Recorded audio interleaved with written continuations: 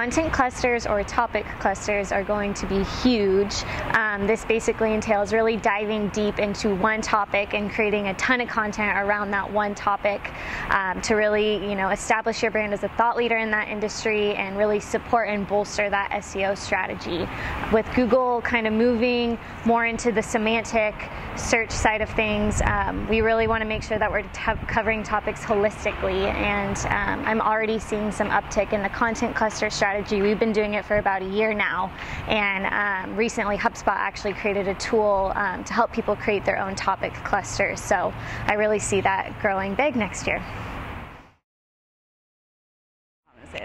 So looking at organic social, they have integrated Instagram so that you can attach it to your Shopify. So if you are an e-commerce site that uses Shopify, you can connect them and then tag products in your images. So when users go to look at your profile and are seeing your posts, they can actually shop those products right off your Instagram page, which they started testing, I think, earlier this year, and now it's being rolled out to more businesses. So I think by 2018, it'll be a pretty big revenue driver for companies. And then looking at the paid side, our Facebook rep has been incredibly vocal about us opting into Instagram placements because the algorithm on Facebook is changing. They're starting to give a lot more favor to advertisers that use multiple placements. So my advice would be to opt into Instagram and Facebook placements. And typically in the past, we've really used Instagram as a brand awareness play as far as paid social goes. But we are starting to see a lot more revenue come through Instagram campaigns, and so it's definitely something to keep a watch on in 2018. From a creative standpoint, I imagine with web design as a whole, I see a lot of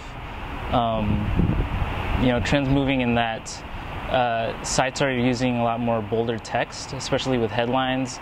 You can see it when it comes to hero images and H1s. Usually they've gotten a lot bolder, but also shortened in length. Kind of a lot more straightforward approach in getting that content straight to, the user and the reader.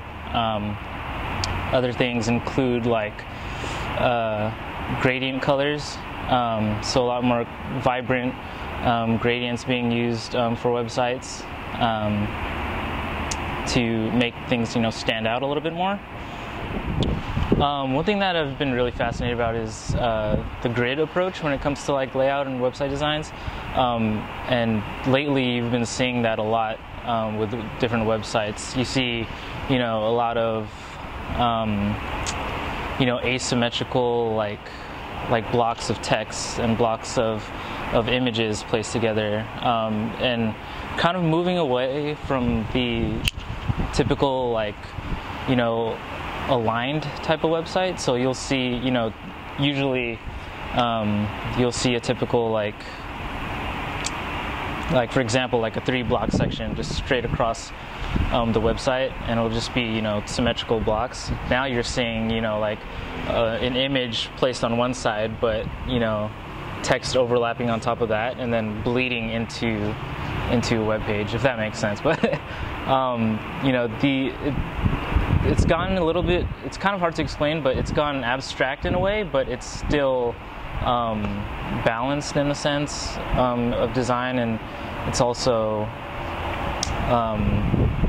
clear for the user and clear and legible to read. So yeah. Hi, I'm McKenna, and I spearhead the influencer marketing here at Power Digital.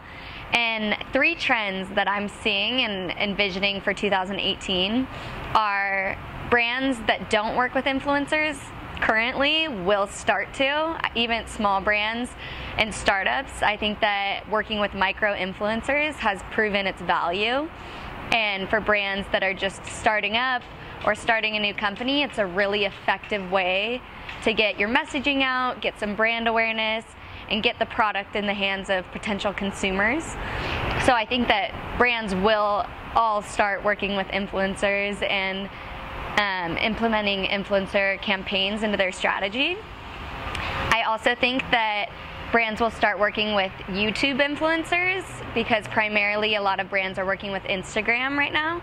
I think that vlogging is something that's gained popularity over the past year, and it's really going to take off in 2018. Especially video content is very authentic. It really shows that the influencer is saying things in their own words.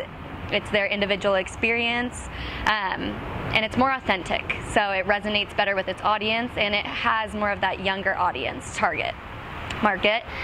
And then the third thing is, I think that the FTC will really start cracking down on influencers. I know that they've been pretty lenient with the way that things have gone so far, but some trends that I'm seeing within the space are that FTC is really cracking down on their disclosure regulations and how well influencers and brands are requiring disclosure. So it's both parts, the brand's responsibility and the influencers, to disclose that this post was in partnership with a brand, so their audience has a clear understanding that it's not fully organic. I know that the FTC is really going to regulate influencers and crack down on the way that they're disclosing their partnerships in the future. So those are just a few things that I have on my mind for 2018, and I'm sure that influencer marketing will continue to take off.